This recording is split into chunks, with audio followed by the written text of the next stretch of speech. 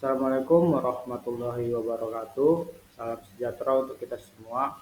Pada kesempatan kali ini, saya akan membahas sebuah topik yang sangat penting dalam dunia pertanian modern, yaitu Good Agriculture Practice atau yang biasa kita sebut dengan GAP.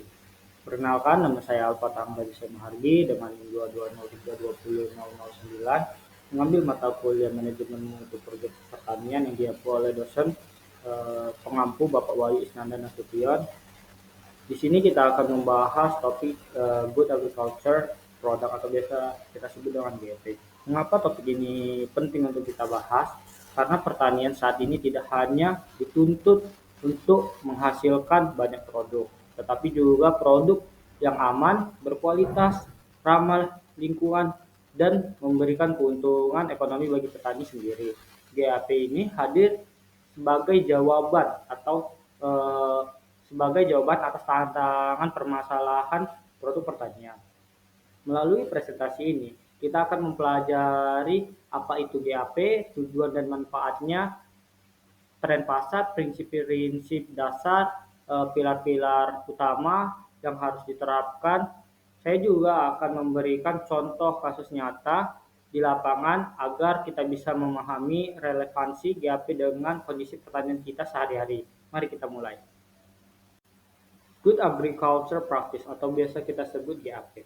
GAP sendiri merupakan sebuah teknis penerapan sistem sertifikasi pada proses produksi pertanian yang dimana menggunakan teknologi maju untuk yang menggunakan teknologi maju yang ramah lingkungan dan berkelanjutan sehingga produk yang kita panen aman untuk kita konsumsi. Kesejahteraan pekerjanya diperhatikan dan yang paling utama adalah usaha tani yang memberikan keuntungan ekonomi bagi para petani. Nah, sebagai latar belakang kita tahu bahwa masih banyak kasus di Indonesia di mana sayuran dan buah-buahan mengandung residu pestisida berlebihan sehingga sulit diterima pasar modern atau bahkan ekspor. Nah, DAP inilah berperan untuk menyegah hal tersebut. Sebagai contoh, petani mangga di Indramayu yang tidak mengikuti standar ini akan sulit untuk menembus pasar luar negeri. Artinya, GAP bukan hanya sebuah teori, tetapi dijadikan sebagai kebutuhan nyata untuk bisa produk dari petani kita bisa diekspor keluar. Setelah kita memahami pengantar tentang GAP atau pengertian singkat GAP, sekarang mari kita masuk pada tujuan utama dari penerapan Good Agriculture Practice ini. Nah, perlu kita ketahui GAP memiliki 5 tujuan besar, di mana tujuan pertama adalah menjamin produk aman untuk kita konsumsi pribadi atau untuk dikonsumsi masyarakat bahkan atau untuk dikonsumsi ke negara luar atau dengan kata lain untuk diekspor. Nah, kita tahu bahwa salah satu tantangan terbesar terbesar dalam dunia pertanian adalah masalah keamanan pangan. Berapa banyak sih kasus keracunan makanan yang muncul karena sayuran ataupun buah yang mengandung residu pestisida di atas di atas ambang batas? Atau berapa banyak produk pertanian yang ditolak di pelabuhan luar negeri karena mengandung bakteri berbahaya seperti bakteri E. coli atau Salmonella. Dengan GAP, resiko ini bisa ditekan.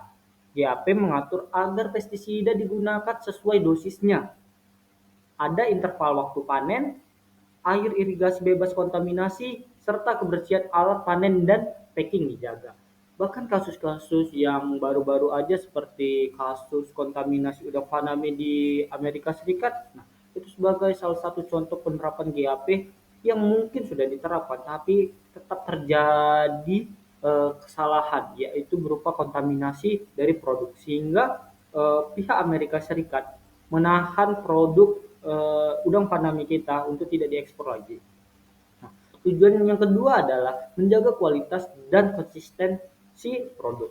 Konsumen baik di pasar domestik maupun internasional selalu menuntut kualitas yang seragam. Bayangkan kita membeli tomat di supermarket, kita ingin tomat yang warnanya seragam, ukurannya konsisten, dan tahan lama. Iya dong. Tanpa GAP, hasil panen sering tidak konsisten. Hari ini bagus, besoknya jelek. Akibatnya pasar ragu menerima produk kita. Nah, tujuan yang ketiga adalah melindungi lingkungan. Pertanian tanpa kontrol bisa merusak sumber daya alam. Pupuk kimia berlebihan mencemari air tanah. Pestisida membunuh organisme non-target dan pembukaan lahan yang salah bisa memicu erosi. GAP ini mendorong efisiensi penggunaan pupuk, pemanfaatan bahan organik, dan penerapan konservasi tanah serta air.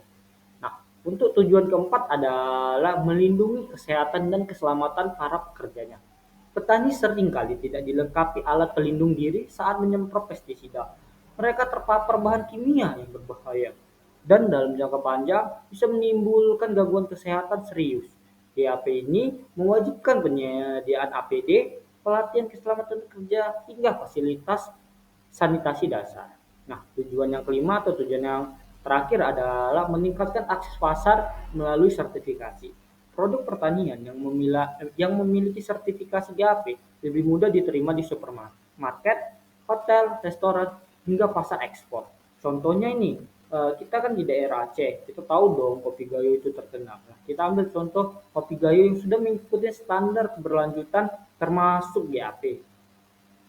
Lebih dihargai di pasar Eropa. Bahkan katanya kopi gayo ini adalah kopi yang terbaik nomor satu di dunia. Nah, sementara kopi yang tidak tersertifikasi sulit menembus ke pasar internasional. Bahkan untuk pasar domestik aja bahkan mungkin peminatnya kurang. Dengan kelima tujuan ini, GAP menjadi instrumen penting untuk menjawab tantangan global. Jadi, bukan hanya petani yang diuntungkan, tetapi juga konsumen, pasar, dan lingkungan. GAP memastikan bahwa pertanian kita tidak hanya produktif, tetapi juga berkelanjutan. Selanjutnya ada tren pasar dan peluang. Setelah kita mengetahui tujuan GAP, mari kita lihat tren pasar dan peluang yang ada. Tren yang pertama adalah mengenai kualitas produk. Pasar domestik maupun ekspor tidak lagi sekedar mencari produk murah, tetapi juga berkualitas tinggi. Misalnya pasar Jepang. Kita tahu pasar Jepang itu gimana sih produknya, bahkan inovasi-inovasi produk Jepang kayak misalnya produk yang bisa dibawa terus tinggal ditarik itu hangat. Itu salah satunya. Kayak di pasar Jepang tuh menginginkan buah tropis Indonesia yang bebas noda, tahan lama, dan rasanya konsisten. GAP menjadi alat untuk menjaga kualitas itu. Sulit untuk menjaga kualitas buah produk pertanian karena pertanian itu mudah rusak, tidak konsisten, dan bahkan sering terjadinya kontaminasi dari produk-produk bahaya yang bisa membahayakan konsumennya. Nah, yang kedua adalah keamanan pangan yang baru saja kita sebutkan tadi. Konsumen kini makin sadar akan isu food safety. Mereka lebih berhati-hati memilih produk yang bebas dari risiko kontaminasi. Sekarang masyarakat bahkan saya pribadi saja untuk mengkonsumsi produk-produk yang bagus itu tidak hanya mengecek expirednya, tapi mengecek gimana sih keamanan pangannya, bagaimana sih awal mula produk ini sampai bagaimana sih komposisi bahan-bahannya. Contohnya nih ada di kasus Amerika Serikat tahun lalu di mana melon terkontaminasi oleh bakteri Listeria yang menyebabkan puluhan orang meninggal, membuat keamanan pangan menjadi prioritas global. Nah, ya tren yang ketiga adalah mengenai lingkungan. Konsumen Eropa misalnya lebih menyukai produk yang ditanam dengan cara ramah lingkungan. Ada label eco-friendly atau sustainably product yang menjadi nilai jual tambahan. Nah, tren yang keempat adalah mengenai faktor sosial, di mana GAP memperhatikan kesejahteraan pekerjanya. Produk pertanian yang diekspor ke Eropa tidak hanya dinilai dari segi rasanya saja, tetapi juga dari kondisi pekerja yang menerimanya. Apakah mereka mendapat upah yang layak? Apakah ada anak-anak yang dieksploitasi? Itu kan perlu dipertanyakan.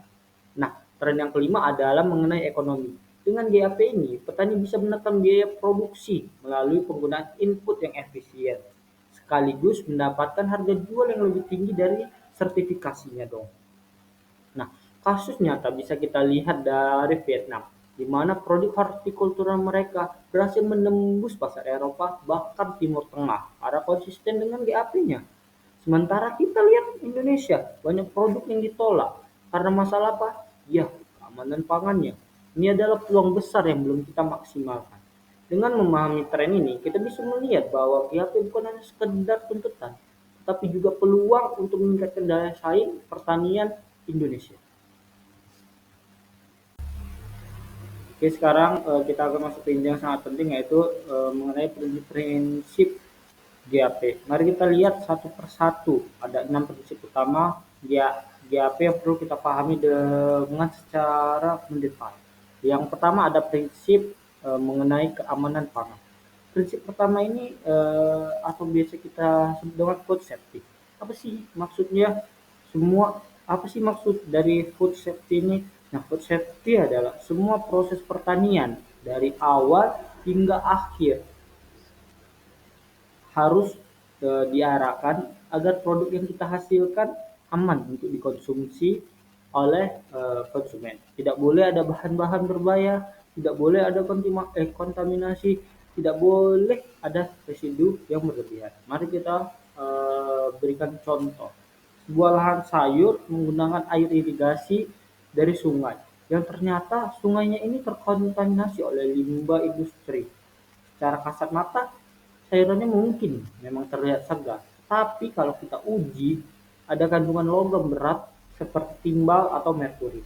Kalau dikonsumsi secara terus-menerus, bisa berbahaya bagi kesehatan. Nah, GAP inilah mengatur bahwa sumber air harus diuji dan dipastikan bebas oleh kontaminasi.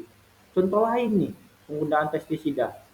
Banyak petani kita di lapangan berpikir bahwa semakin banyak pestisida yang diberikan, semakin aman lah dari hama. Padahal justru malah sebaliknya, residu pestisida bisa menempel di sayuran atau di buah jika melebihi ambang batas yang sudah ditetapkan. Produk itu tidak bakalan aman. Nah, BAP akan ngasih aturan dosis dosisnya harus sesuai, ada ada interval prapanennya dan semua penanganannya itu dicatat. Keamanan pangan ini bukan hanya dari konsumen, tetapi juga demi citra produk kita di pasar. Kalau ada satu kasus produk Indonesia ditemukan berbahaya, kepercayaan konsumen bisa hilang. Jadi prinsip pertama ini adalah benteng utama kalau bisa kita sebut. Nah, kita lanjut ke prinsip yang kedua, yaitu kualitas produk. Kualitas produk di sini bukan hanya soal rasa, tapi mencakup banyak hal, mulai dari bentuk, ukuran, warna, aroma, tekstur, dan bahkan daya tahan produk itu.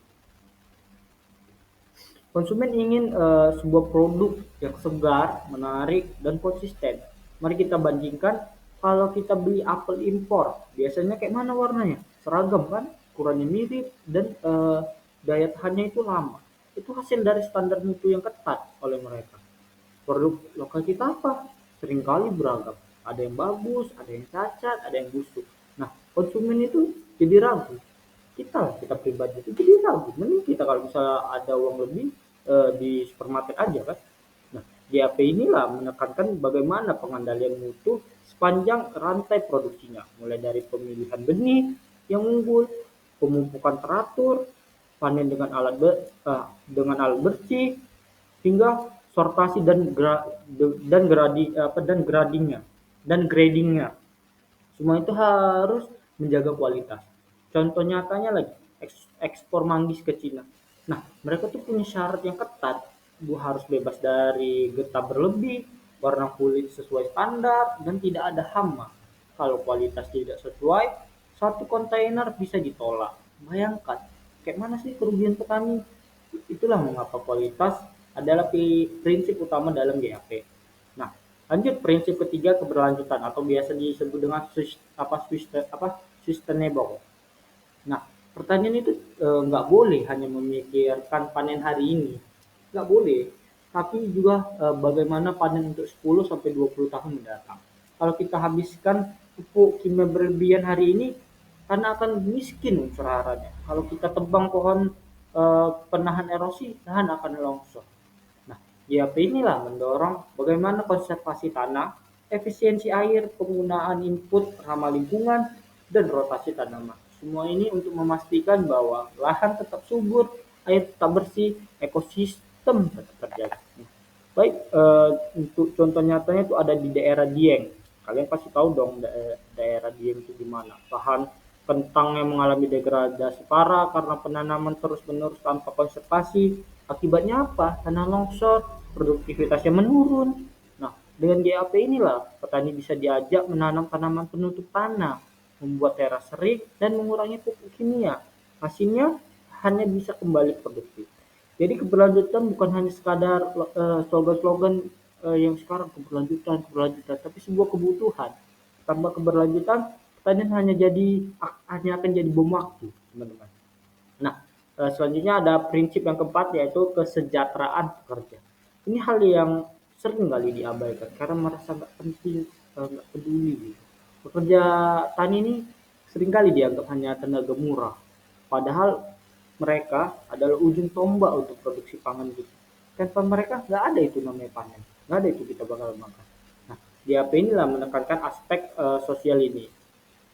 Kayak kerja harus dilindungi keselamatannya, kalau menyemprot pestisida harus ada APD-nya, masker, sarung tangan, sepatu boot. Kalau pekerja di lahan harus ada air bersih, toilet, tempat cuci tangan. Kalau ada kecelakaan harus ada pertolongan pertama.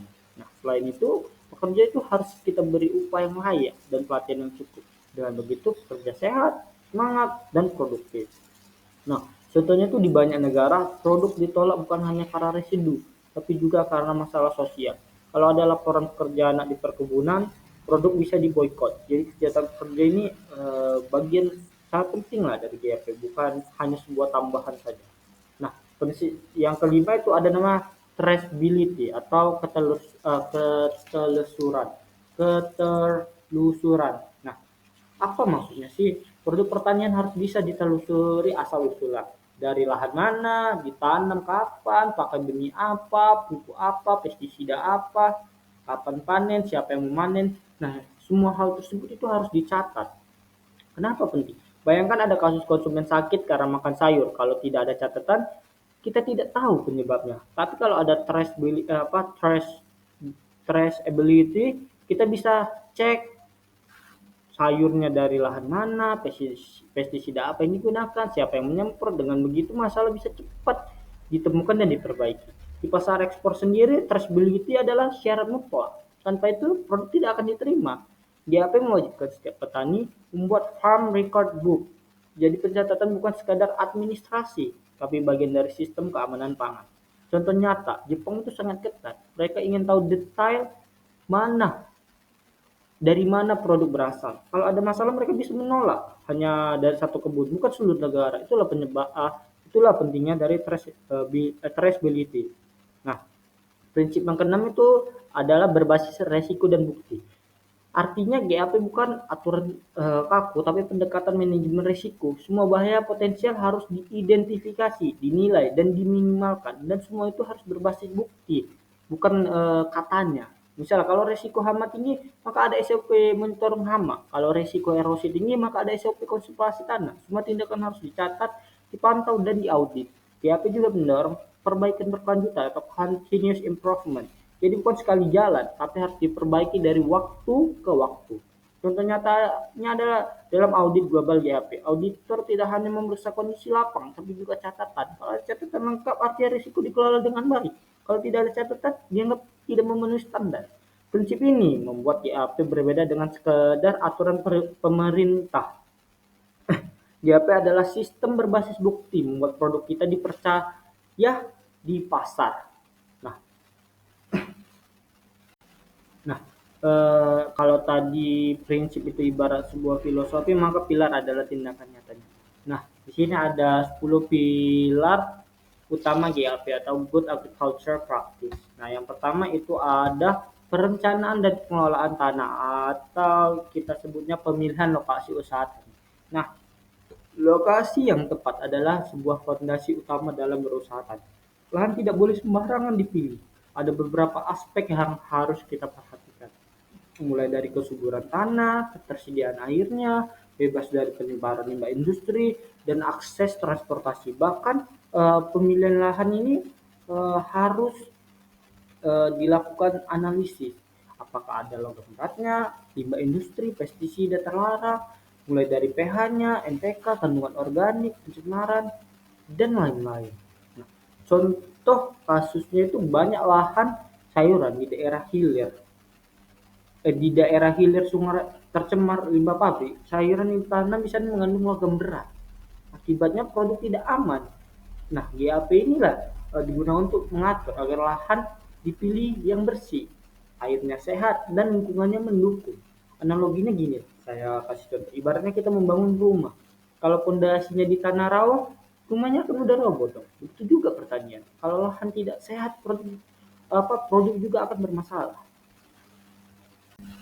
Nah, pilar yang kedua adalah sumber benih dan bibit yang kita pakai. Bibit dan benih ini adalah awal kehidupan dari sebuah tanaman. Kalau benihnya bagus, tanamannya sehat. Kalau benihnya buruk, tanamannya rentan terhadap penyakit. GAP menekankan penggunaan benih yang bersertifikat, bebas hama penyakit, dan sesuai varietas unggul. Benih asal-asalan bisa membawa penyakit yang sulit kita kendalikan. Contoh nyatanya tuh kasus padi yang terkena penyakit blast karena benih diambil dari sawah yang sudah terinfeksi. Akibatnya apa? Petani gagal panen, makin tambah rugi.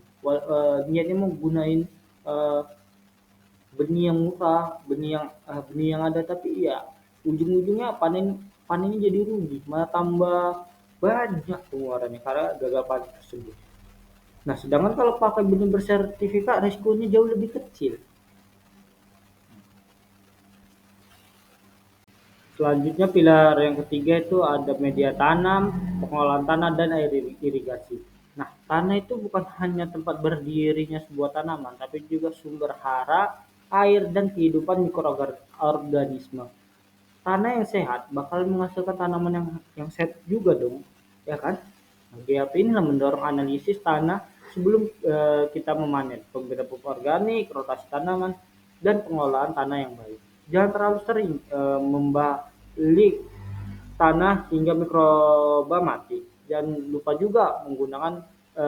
menggunakan pupuk kimia yang berlebihan yang dapat membuat tanah keras. Nah, contoh kasusnya nih lahan tanah yang didiam mengalami degradasi karena pengolahan tanah intensif tanpa rotasi. Produktivitasnya turun drastis. Nah, dengan penerapan GAP ini tanah bisa kita pulihkan. Jadi tanah adalah warisan. Kita tidak hanya menanam untuk panen hari ini, tapi juga untuk anak cucu kita nanti. Nah, eh, yang selanjutnya adalah air. Air ini adalah sebuah sumber kehidupan. Tapi air yang tercemar bisa jadi sumber penyakit. GAP inilah digunakan untuk menekankan bahwa sumber air itu harus diuji, tidak tercemar logam berat, bakteri ataupun limbah. Air juga harus digunakan efisien. Misalnya dengan sistem tetes atau drip irrigation atau agar hemat dan tidak menyebabkan genangan. Contoh nyatanya ekspor sayur ke Singapura pernah ditolak itu karena ditemukan bakteri E. coli. Ternyata sumbernya dari air irigasi yang tercemar. Dari sini kita belajar, air bukan hanya cukup jumlahnya tapi juga bersih kualitasnya. Selanjutnya ada penggunaan pupuk selanjutnya ada penggunaan pupuk. Nah, pemupukan itu harus tepat jenis, tepat dosis, tepat waktu, dan tepat cara. Jangan terlalu banyak karena bisa mencemari tanah dan air. Jangan terlalu sedikit pula karena tanaman tidak bakalan subur. Nah, GAP digunakan untuk mendorong penggunaan pupuk organik, analisis tanah, dosis, dan pencatatan pemupukan. Contoh kasusnya itu penggunaan urea yang berlebihan membuat tanah asam dan mikrobanya mati. Akibatnya apa? Hasil panen malah menurun. Dengan GAP, pemupukan jadi efisien, hasil panen naik, biayanya turun. Analoginya ibaratnya kita minum obat. Kalau dosisnya pas, badan sehat. Kalau kebanyakan bisa keracunan. Begitu juga dengan pupuk. Pilar keenam adalah mengenai pestisida dan bagaimana sih pengendalian aman. Nah, GAP menekankan prinsip pengendalian hama terpadu atau biasa disebut PHT. Artinya apa? Pestisida kimia adalah pilihan terakhir. Pertama, gunakan musuh alaminya. Misalnya contoh, musuh alami tikus di padi sawah apa? Burung hantu. Bisa tuh ada tuh rumah burung hantu penelitian dosen Pak Budi, bagus tuh rotasi tanaman atau perangkap. Kalau tidak cukup, baru pestisida digunakan, tapi harus sesuai dosisnya. Nah, selain itu, penggunaan pestisida harus dicatat. Jenisnya apa, dosisnya, waktu, dan siapa yang menyemprotnya. Contoh kasusnya nih ada, ekspor paprika Indonesia itu ditolak. Kenapa sih bisa ditolak? Nah, ternyata eh, ditolaknya itu oleh oleh pihak Jepang karena ternyata residu pestisidanya melebihi ambang batas. Inilah bukti bahwa penggunaan pestisida asal-asalan bisa menghancurkan pasar. Jadi pestisida bukan pilihan utama, tapi opsi terakhir. Tujuannya melindungi tanaman, petani, konsumen, dan yang pastinya adalah lingkungan. Pilar selanjutnya adalah panen dan penanganan pasca panen. Panen itu harus dilakukan pada tingkat kematangan yang tepat dengan cara yang pastinya higienis. Alat panennya juga harus bersih, pekerja harus sehat, dan hasil panen tidak boleh bersentuhan dengan tanah yang kotor. Contoh kasusnya nih, buah mangga yang dipanen terlalu muda, biasa rasanya asam. Kalau terlalu tua, cepat busuk. Nah, GAP mengatur waktu panen agar sesuai dengan standar pasar. Selain itu, pekerja panen harus diberi sarung tangan, alat pajak disterilkan, dan hasil panen dimasukkan ke wadah yang bersih. Ingat, panen adalah tahap yang penting dan cukup krusial. Kalau salah, kualitas produk bisa turun meski budidayanya sudah baik. Nah, setelah kita melakukan pemanenan, produk masih rentan rusak. Suhu, kelembapan, dan kebersihannya sangat menentukan. Nah, GAP ini mendukung dan mendorong penyortiran, grading, pencucian dengan air bersih, pendinginan, dan pengemasan yang baik. Contoh nyatanya itu ada ekspor mangga ke Cina. Pernah ditolak karena ada getah menempel di kulitnya. Akibatnya apa? Pasca panennya itu tidak bersih. Dengan SOP GAP, masalahnya bisa kita hindari. Nah, setelah kita melakukan penanganan pasca panen, diperlukan penyimpanan dan transportasi. Produk harus disimpan di tempat bersih, suhunya sesuai, kelembabannya terjaga, jangan dicampur dengan bahan kimia berbahaya. Transportasi juga penting. Kendaraan harus bersih, tidak bercampur dengan bahan kimia atau hewan. Produk mudah rusak seperti sayur harus dikirim dengan pendingin. Contoh kasus banyak ekspor hortikultura rusak di perjalanan karena apa? Tidak ada rantai dingin atau cold chain-nya. Akibatnya apa? Busuk sebelum sampai di tangan konsumen. GAP ini menekankan sistem logistik yang aman. Pilar selanjutnya adalah pengawasan kualitas dan keamanan pangan. Nah, untuk melakukan pengawasan kualitas dan keamanan pangan perlu dilakukan yang namanya uji residu pestisida, mikroba, dan logam berat secara berkala. Nah, hal ini digunakan hal ini diperlukan untuk mengecek kembali gimana sih kualitas produknya dan keamanannya setelah dipanen. Apakah ada pestisidanya, apakah terkandung mikroba, apakah terkandung logam berat. Nah, itu perlu kita cek kembali. Kemudian ada SOP sanitasi di areanya, di area packingnya. Apakah di area sanitasinya itu kayak tadi saya jelaskan ada pabrik sehingga menyebabkan terkandung logam berat. Nah, terus dilakukan traceability. Ini gunanya untuk menelusuri asal usul sebuah produk. Ya seperti mangga. Gimana sih eh, tempat budidayanya? Gimana sih penanganannya? Apa aja sih pupuk, bibit, benih segala macam? Gimana sih pengolahan mereka? Jadi ketika terjadi masalah kita bisa mengecek bagaimana pengelolaan atau budidaya yang dilakukan oleh pihak tersebut. Jika kita melakukan pengawasan kualitas produk dan keamanan pangan. Pilar selanjutnya adalah pengelolaan limbah dan lingkungan. Nah, limbah-limbah dari produk pertanian tadi itu ada banyak jenisnya dan limbah-limbah tersebut bisa kita olah dengan mengklasifikasikannya. Contohnya seperti limbah organik bisa kita lakukan pengomposan, bisa digunakan jadi kompos, bisa dijual dan bisa mendapatkan daripada limbah organiknya kita buang. Nah, yang selanjutnya ada limbah B3, bekas pestisida. Nah, limbahnya ini kita kumpulkan, tidak dibuang sembarangan, tapi kita kumpulkan di suatu tempat sehingga tidak mencemari suatu tempat, hanya satu tempat saja, tempat untuk pengolahan limbah B3 atau bekas pestisida. Nah, selanjutnya itu ada buffer zone untuk melindungi ekosistem sekitar, sehingga lingkungan sekitar itu tidak tercemari dari limbah lingkungan kita.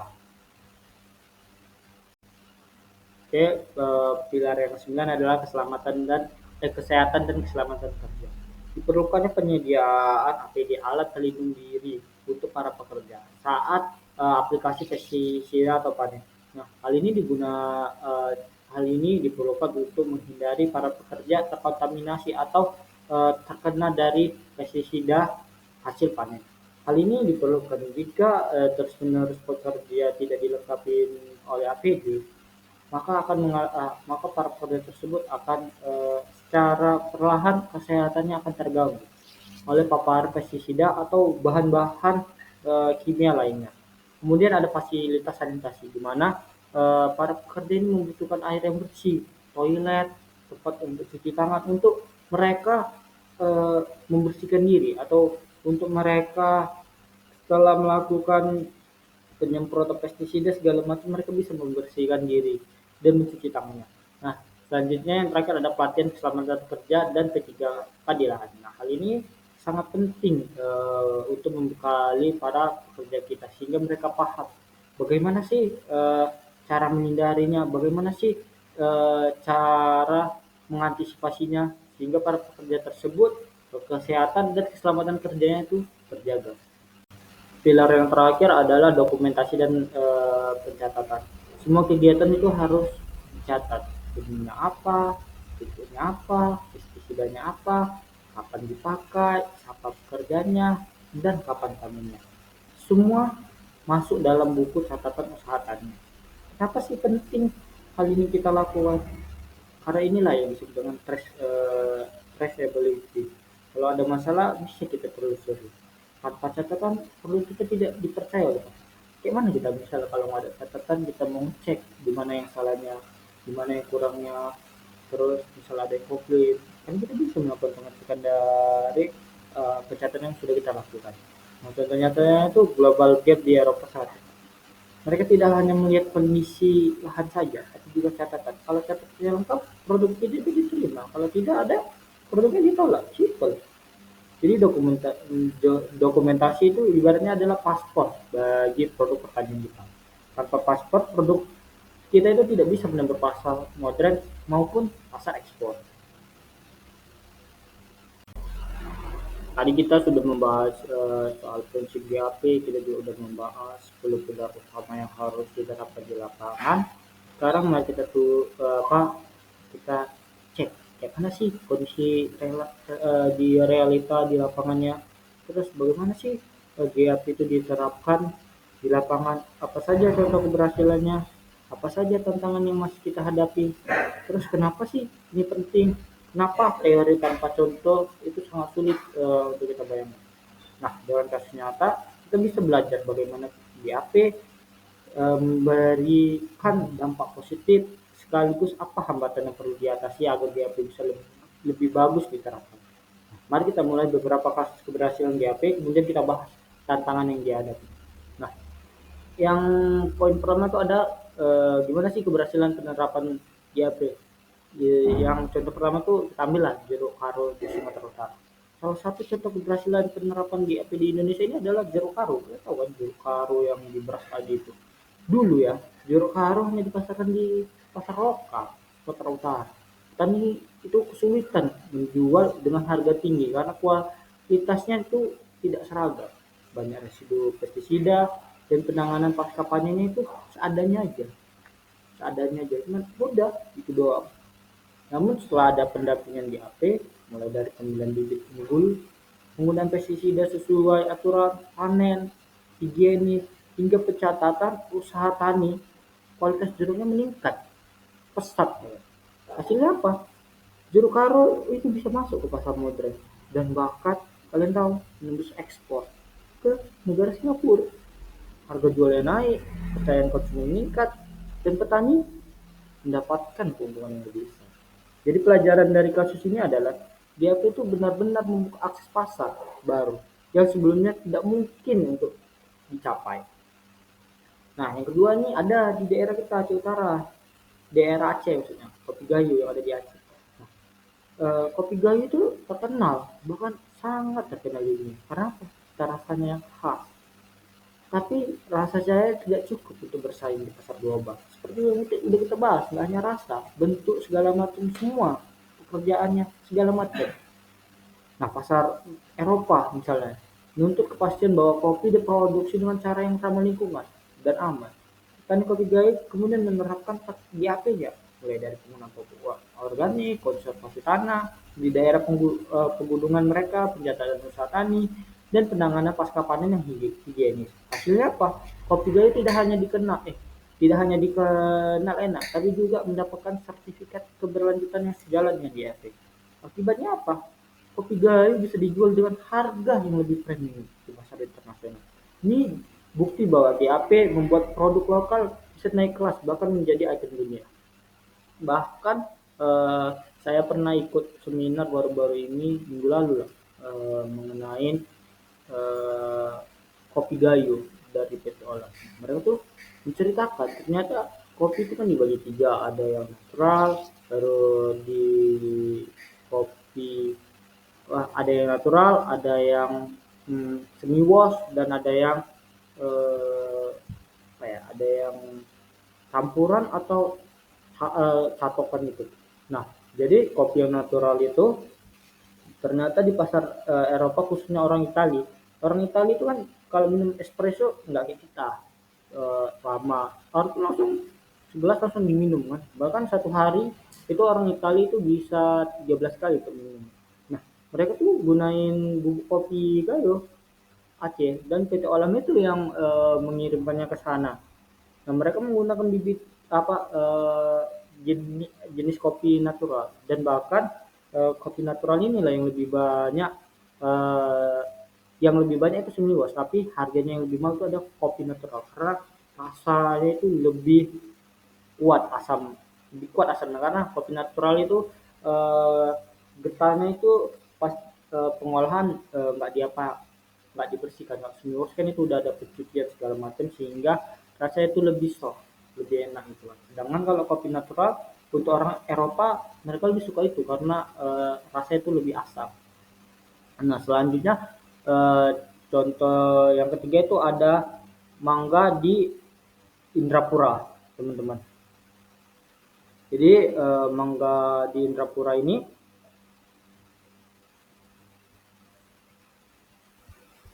mangga di Indrapura.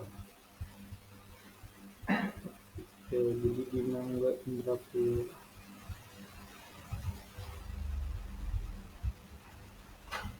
Sebentar ya. Mangga di salah, bukan di Indrapura tapi di Indramayu. Nah, petani mangga di Indramayu ini awalnya kesulitan nih untuk nembus pasar ekspor, terutama pasar Jepang. Karena apa? Produk mereka itu masih sering ditolak akibat residu pestisida yang tinggi. Setelah ada program penerapan GAP dari Kementerian Pertanian, petani dilatih untuk menggunakan pestisida sesuai dosisnya, ada interval panen serta pencatatan yang rapi. Setelah konsisten menjalankan GAP, mangga Indramayu akhirnya bisa diterima di pasar Jepang. Bahkan sekarang menjadi salah satu produk hortikultura Indonesia yang rutin diekspor. Pelajaran yang bisa kita ambil adalah GAP itu bukan sebuah teori, tapi benar-benar bisa mengubah nasib sebuah petani. Pasar lokal yang terbatas menjadi pemain di pasar global. Selanjutnya ada hortikultura di negara tetangga kita lah, teman di negara tetangga Thailand dan Vietnam. Kalau kita lihat negara tetangga Thailand dan Vietnam ini adalah contoh bagaimana penerapan GAP secara nasional membawa dampak besar. Buah naga Vietnam sekarang mudah ditemui di Eropa. Hortikultura Thailand masuk ke supermarket besar di Asia. Kenapa bisa begitu? Karena mereka serius, teman-teman, dengan GAP petani petani mereka itu didampingi, ada standar nasionalnya, ada sertifikasinya, dan ada konsistensinya. Bandingkan dengan Indonesia yang sebenarnya punya potensi buah naga, manggis, dan jeruk yang lebih enak. Tapi kan pagi apa? Produk kita sering ditolak di pasar. Jadi keberhasilan negara tetangga adalah cermin sekaligus motivasi bagi kita untuk lebih serius, teman-teman. Nah, itu contoh, beberapa contoh, ada 4 lah contoh tadi, soal bagaimana sih penerapan GM itu bisa merubah sebuah nasib petani, bahkan sebuah nasib negara, sehingga bisa masuk ke pasar ekspor. Nah, selanjutnya itu ada tantangan penerapan GAP, teman-teman. Setelah kita melihat berbagai keberhasilan, marilah kita realistis di lapangan. Masih banyak tantangan yang membuat GAP ini sulit diterapkan secara luas, apalagi untuk negara kita, negara Indonesia. Yang pertama itu mengenai kesadaran petaninya masih rendah, teman-teman. Tantangan pertamanya adalah itu mengenai kesadaran petaninya, teman-teman. Kesadaran petani di Indonesia itu masih sangat rendah, teman-teman. Banyak petani yang menganggap GAP itu rumit, mahal, dan tidak ada manfaatnya secara langsung untuk mereka. Mereka lebih fokus pada hasil panen jangka pendek saja, teman-teman, daripada standar jangka panjangnya. Contoh nyatanya nih, saat pelatihan GAP, banyak petani mau mengikuti, tapi setelah program selesai, mereka kembali ke cara lama. Menyemprot pestisida berlebihan lah, biar menyerap pestisida banyak-banyak, biar produksinya banyak, nggak tidak mencatatnya lah, terus panen seadanya. Kenapa, teman-teman? Karena mereka merasa GAP ini tidak memberikan tambahan harga secara langsung. Ini PR besar. Bagaimana meyakinkan petani bahwa GAP adalah investasi jangka panjang, bukan sebuah beban. Yang kedua itu ada biaya sertifikasi. Tantangan kedua ini adalah biaya sertifikasi GAP. Untuk bisa diakui pasar, seringkali petani butuh sertifikasi GAP, teman. Misalnya Global Gap untuk ekspor ke Eropa. Biaya sertifikasi ini bisa jutaan rupiah, bahkan puluhan juta untuk kelompok petani, teman. Bagi petani kecil ini sangat berat, akibatnya mereka tuh nggak sanggup, dan mereka tuh tidak bisa menembus pasar modernnya. Solusinya adalah ya kita kembali ke dukungan pemerintah dan lembaga donor untuk membantu biaya sertifikasi, teman. Kalau tidak, GW-nya bisa diakses oleh perusahaan besar saja, bukan petani kecil, teman. Yang ketiga tuh ada infrastruktur pasca panennya, teman. YAP ini menekankan pentingnya penanganan pasca panen berupa pencucian, pendinginan, penyimpanan, dan transportasi yang higienis. Tapi kenyataannya di lapangan apa? Banyak sekali petani yang tidak punya gudang pendingin, tidak punya fasilitas pencucian dengan air bersih, bahkan transportasi masih bercampur dengan barang lain. Akibatnya apa? Meskipun di lahan sudah bagus, produk rusak di perjalanan, pasar tetap menolak, teman-teman. Contoh nyatanya, sayuran dari Jawa Tengah yang dikirim ke Jakarta sering sampai dalam kondisi layu atau busuk. Padahal kalau ada rantai dingin atau cold chain-nya, kualitas bisa terjaga. Jadi infrastruktur ini eh, benar-benar lah menjadi salah satu hambatan besar penerapan GAP di Indonesia. Yang keempat, dukungan pemerintah belum konsisten. Memang ada program penerapan GAP, tapi sering nggak berkelanjutan. Cuma sekali dilakuin, emang bisa sekali ngerubah eh, cara petani kita. Apalagi petani kita masih nggak percaya, masih ngerasa GAP ini beban. Pelatih itu, petani dilatih cuma sekali, lalu ditinggal. Nggak ada monitoring jangka panjang. Selain itu, koordinasi antar instansi itu juga lemah. Kementerian Pertanian punya program, tapi di daerah tidak selalu jalan. Akibatnya GAP ini nggak berkesinambungan. Padahal di negara lain seperti Thailand, pemerintahnya itu sangat aktif tuh untuk mendukung GAP secara nasional. Mereka bahkan punya label GAP nasional yang wajib hortikultura. Indonesia perlu meniru konsistensi ini. Yang kelima ada pasar domestik belum memberi insentif. Tantangan kelima adalah pasar domestik belum memberi insentif bagi GAP. Konsumen Indonesia sebagian besar masih memilih produk berdasarkan harga, bukan keamanan dan kualitas. Pasti dong kalau kita ada produk yang harganya 5.000 dan produk yang harganya 3.000, pasti kita mau milih 3.000 tanpa melihat komposisi dan bagaimana sih keamanan pangannya. Bahkan kita hanya melihat produknya itu hanya dari kapan sih expirednya, nggak nengok dari komposisi dan kayak mana sih perusahaan tersebut mengelola produknya. Nah, eh, kalau kita bandingkan keberhasilan menunjukkan bahwa GAP bisa membawa produk kita ke pasar global, meningkatkan harga, melindungi konsumen, dan menjaga lingkungan. Tapi tantangan menunjukkan bahwa tanpa kesadaran, tanpa dukungan, GAP sulit, bahkan sangat sulit untuk diterapkan secara luas. Artinya keberhasilan dan tantangan ini harus kita baca secara bersama. Kita tidak boleh hanya bangga dengan kopi Gayo atau Bang Indramayu, tapi harus sadar masih banyak petani yang belum menerapkan GAP. Kedepannya kita butuh strategi secara nasional, edukasi petani, dukungan sertifikasi, pembangunan infrastruktur pasca panen, dan kampanye ke konsumen. Dengan begitu GAP bisa benar-benar menjadi budaya pertanian Indonesia, bukan hanya program sementara, teman-teman. Selanjutnya adalah kita tuh harus ingat bahwa GAP itu bukan hanya teori di atas kertas, teman-teman. GAP itu harus diterapkan langkah demi langkah agar benar-benar terasa manfaatnya baik petani, konsumen maupun lingkungannya. Nah, pada masih lanjutan slide ini kita bakal membahas bagaimana sih tahapan implementasi GAP. Nah, eh, di sini kan saya menguraikan sedikit lah prosesnya dari hulu sampai ke hilir, dari persiapan sampai evaluasi. Mari kita bahas bersama. Pertama, langkah pertama itu ada persiapan dan sosialisasi.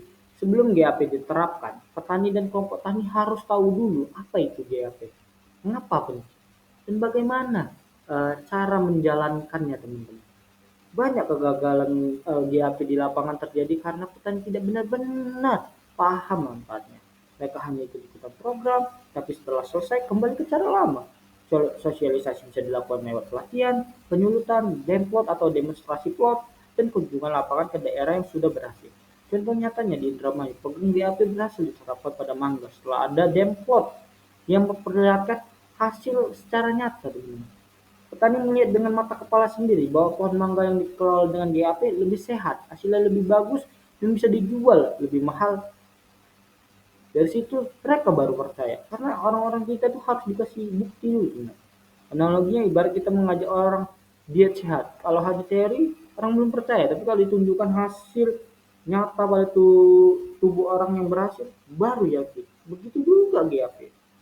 Yang kedua, ada pemilihan lokasi dan identifikasi risiko. Lahan yang digunakan harus sesuai dengan GAP. Tidak tercemar limbah, tidak dekat tempat pembuangan sampah.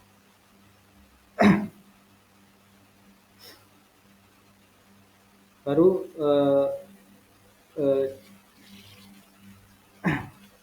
memiliki sumber air yang bersih dan akses transportasi yang baik. Selain itu, dilakukan identifikasi risiko, apakah lahan rawan banjir, apakah tanahnya asam, apakah airnya terkontaminasi, apakah hama endemiknya banyak. Semua risiko ini dicatat untuk kemudian dibuat rencana pengendaliannya. Contoh nyatanya tuh lahan sayuran di Bandung pernah ditolak produknya karena air irigasi tercemar bakteri E. coli. Kalau sejak awal risiko itu diidentifikasi, petani bisa mencari sumber air alternatif atau membuat filtrasi sederhana. Jadi sebelum menanam, lahan harus siap. Kalau kondisi rumah sudah retak, rumah tidak akan kokoh. Begitu juga GAP. Langkah ketiga ada penyediaan sarana dan produksi.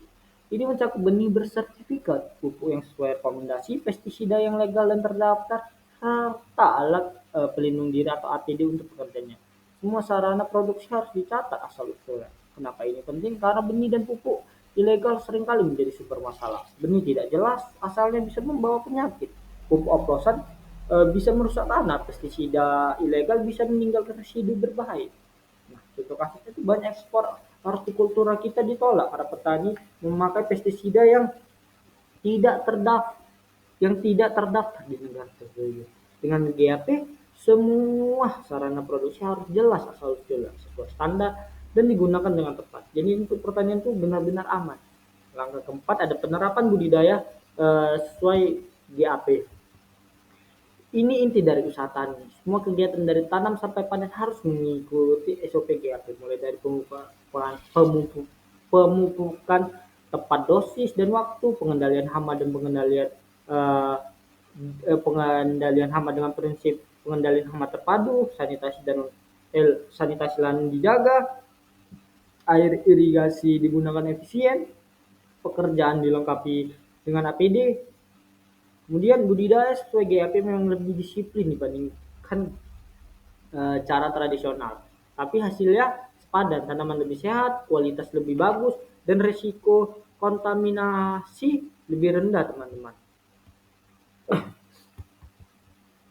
Contoh nyata, petani kentang di Dieng yang menerapkan GAP berhasil menurunkan serangan penyakit busuk daun tanpa harus menyemprotkan pestisida berlebihan. Mereka memakai rotasi tanaman, teman-teman, pengaturan jarak tanam, dan sanitasi lahan. Hasil panen panen mereka malah jadi naik setelah melakukan rotasi tanam. Langkah selanjutnya adalah panen dan pasca panen. Panen harus dilakukan pada waktu yang tepat. Alat panen harus bersih dan pekerja harus sehat. Jangan memanen produk dengan tangan kotor atau peralatan berkarat. Setelah panen, produk harus segera ditangani dengan baik, disortir, dicuci dengan air bersih, dikemas dengan higienis, dan bila perlu didinginkan. Contoh kasus ekspor manggis ke Cina ditolak karena kulit buah kotor terkena getah. Padahal masalah ini bisa dicegah kalau ada SOP pencucian pasca panen. GAP memastikan bahwa hasil panen yang bagus di lahan tetap di lahan tetap bagus sampai ke tangan konsumen. Karena percuma budidaya bagus kalau rusak saat panen atau saat proses transportasi. Langkah keenam ada dokumentasi dan pencatatan. Semua kegiatan harus dicatat, benih dari mana, pupuk apa, kapan diaplikasikan, pestisida apa, kapan panen, siapa yang panen, semua semua masuk ke buku catatan usaha tani atau farm record book. Dokumentasi ini bukan formalitas, tapi kunci untuk traceability. Kalau ada masalah bisa dilacak ke sumbernya. Pasar modern dan ekspor sangat menekankan hal ini. Contoh nyatanya, Jepang menolak ekspor paprika dari Indonesia karena tidak ada catatan penggunaan pestisida. Padahal kalau ada catatan, masalah bisa dilacak dan diselesaikan. Jadi pencatatan adalah paspor produk. Tanpa pencatatan, produk tidak dipercaya oleh pasar. Selanjutnya ada langkah ketujuh, yaitu audit internal dan sertifikasi. Sebelum mendapatkan sertifikasi GAP, kelompok tani biasanya harus menjalani audit internal. Memeriksa apakah semua SOP sudah dijalankan, catatan lengkap, lahan bersih, pekerja dilindungi. Setelah itu bisa diaudit eksternal untuk sertifikasinya. Sertifikasi GAP adalah pengakuan resmi bahwa produk kita sudah sesuai standar. Dengan sertifikasi ini produk bisa masuk pasar modern dan ekspor. Memang prosesnya panjang dan biaya tidak murah, tapi sertifikasi membuka pintu pasar yang lebih luas dengan harga lebih tinggi. Jadi ini investasi, bukan bukan beban, teman-teman, sekali lagi, bukan beban, ini investasi. Langkah ke-8 ada monitoring dan perbaikan berkelanjutan. GP bukan sekali jalan. Setelah sertifikasi, petani harus terus memperbaiki diri. Audit bisa dilakukan setiap tahun. Kalau ada kekurangan, harus segera diperbaiki. Prinsip ini membuat GAP dinamis. Misalnya ada hama baru muncul, maka SOP diperbarui. Ada teknologi baru, maka bisa diadopsi. Contoh, petani kopi di Gayo terus memperbaiki proses pasca panen agar kualitas sesuai selera konsumen Eropa. Kalau konsumen minta kopi traceable sampai petani individu, mereka menambah sistem catatan. Inilah yang membuat GAP bukan sekadar aturan mati, tapi sistem yang terus berkembang sesuai kebutuhan pasar. Kalau kita lihat implementasi GAP tidak bisa instan. Ada tahapan dari sosialisasi, pembinaan lahan, penyediaan sarana, budidaya, panen, pencatatan sertifikat, hingga monitoring. Semua butuh kesabaran, disiplin, dan dukungan. Tapi hasilnya sepadan, teman-teman. Produk jadi aman, berkualitas, dipercaya pasar, dan lingkungan tetap terjaga. Dengan GAP, petani tidak hanya mengejar panen hari ini, tapi juga membangun masa depan yang lebih cerah, teman-teman. Sebelum kita membahas mengenai sertifikasi GAP, kita bahas dulu sih gimana sih peran pemerintah, swasta, dan petani dalam GAP. Yang pertama, kita masuk ke peran pemerintahnya dulu. Nah, pemerintah ini perannya dalam GAP itu adalah menetapkan kebijakan dan regulasi. Peran pertama pemerintah adalah membuat kebijakan dan regulasi. Pemerintah harus mencatat standar GAP nasional, misalnya melalui peraturan Menteri Pertanian. Standar ini menjadi acuan bagi semua pihak, petani, eksportir, pedagang, bahkan konsumen. Tanpa aturan resmi, GAP hanya akan menjadi himbauan, tapi dengan aturan, GAP punya kekuatan hukum. Contoh, Thailand mewajibkan sertifikasi GAP nasional untuk produk hortikulturanya sebelum masuk ke supermarket. Hasilnya, produk mereka diterima luas di pasar internasional. Kedua adalah penyuluhan dan pendampingan. Pemerintah juga berperan dalam penyuluhan dan pendampingan petani. Petani sering kesulitan memahami GAP karena dianggap rumit. Di sini penyuluh pertanian lapangan atau PPL berperan. Mereka bisa mengajarkan cara pencatatan, SOP budidaya hingga penggunaan APD. Contohnya program GAP Mangga di Indramayu berhasil karena ada penyuluhan intensif. Tanpa pendampingan, petani kembali ke cara lama. Yang ketiga ada dukungan infrastruktur. GAP tidak bisa jalan tanpa infrastruktur pendukung. Pemerintah harus menyediakan laboratorium uji residu, gudang pendingin atau cold storage, fasilitas pencucian produk, hingga akses transportasi. Banyak produk kita ditolak bukan karena di lahan jelek, tapi karena pasca panennya buruk. Kalau pemerintah menyediakan infrastruktur, petani lebih mudah menerapkan GAP. Contoh, Vietnam membangun pusat logistik hortikultura dengan dukungan pemerintah. Hasilnya buah naga mereka bisa masuk Eropa dengan kualitas terjaga. Yang terakhir ada subsidi dan intensif. Pemerintah juga perlu memberikan subsidi atau intensif, misalnya membantu biaya sertifikasi GAP, memberi subsidi benih bersertifikat, atau memberikan intensif harga bagi produk GAP. Nah, tanpa intensif petani kecil akan kesulitan. GAP akan dianggap beban, bukan peluang. Contoh nyata beberapa daerah di Indonesia sudah mulai memberi label GAP dan menjual di supermarket dengan harga lebih tinggi. Itu bentuk intensif agar petani mau ikut GAP. Selanjutnya peran swasta. Yang pertama ada membuka akses pasar.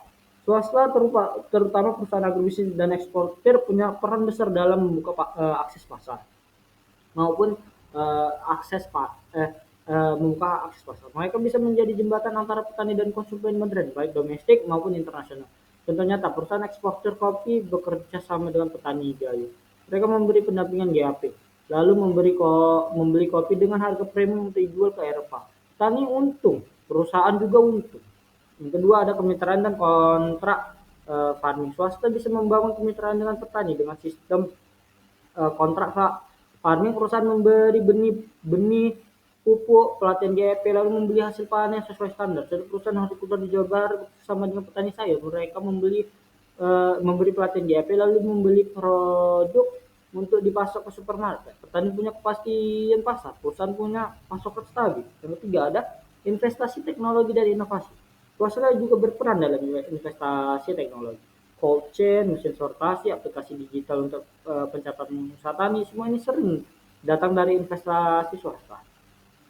Dengan teknologi, GAP jadi lebih mudah untuk kita terapkan. Misalnya aplikasi di handphone untuk mencatat pemupukan dan pestisida, petani tidak perlu menulis manual, cukup klik di aplikasi. Contohnya ada beberapa startup agritech di Indonesia itu sudah mulai membuat aplikasi untuk GAP sehingga petani bisa lebih melakukan pencatatan. Yang terakhir ada edukasi konsumen.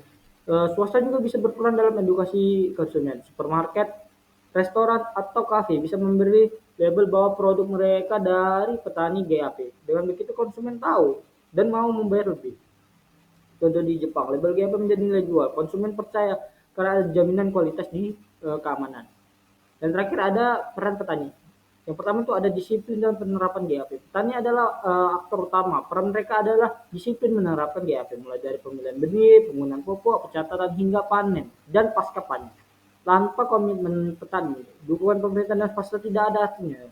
Contoh nyatanya petani mangga Indramayu yang berhasil ekspor adalah mereka yang disiplin mencatat setiap aplikasi pestisida. Sementara petani yang malas mencatat yang sementara petani lain yang malas mencatat gagal ekspor. Yang kedua ada membentuk kelompok tani. Petani juga harus bersatu dalam kelompok tani. Sertifikasi GAP lebih mudah dicapai jika dalam skala kelompok bukan individu. Dengan kelompok, biaya bisa ditanggung bersama, pelatihan lebih efektif, dan pemasaran lebih kuat. Contoh kelompok tani kopi gayo berhasil mendapat sertifikasi GAP karena mereka kompak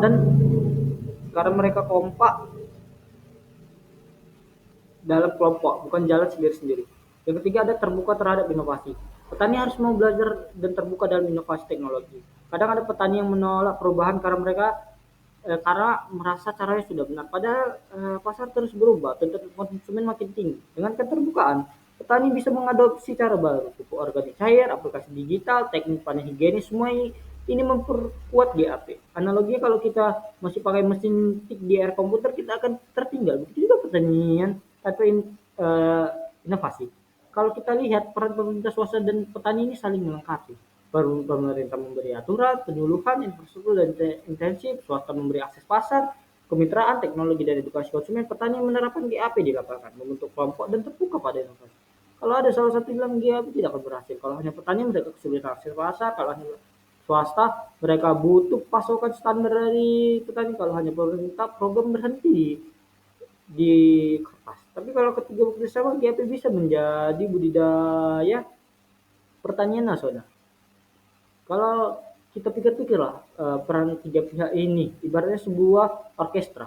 Pemerintah adalah dirijen yang mengatur arah musik, swasta adalah pemain alat musik yang memberi nada, petani adalah penyanyi utama, petani adalah penyanyi utama yang menyanyikan lagu penonton. Kalau salah satu tidak sinkron, jadi sumbang. Tapi kalau semuanya harmonis, musiknya indah. Begitu juga dengan GAP. Kalau semua pihak bersinergi, pertanian kita bisa menghasilkan produk yang aman, berkualitas, bersaing di dunia secara internasional. Nah, baik kita masuk ke bagian sertifikasi GAP.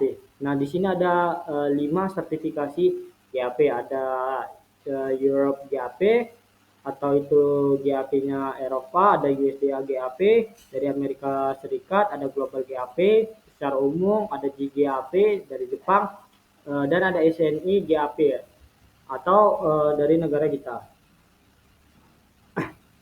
Nah, untuk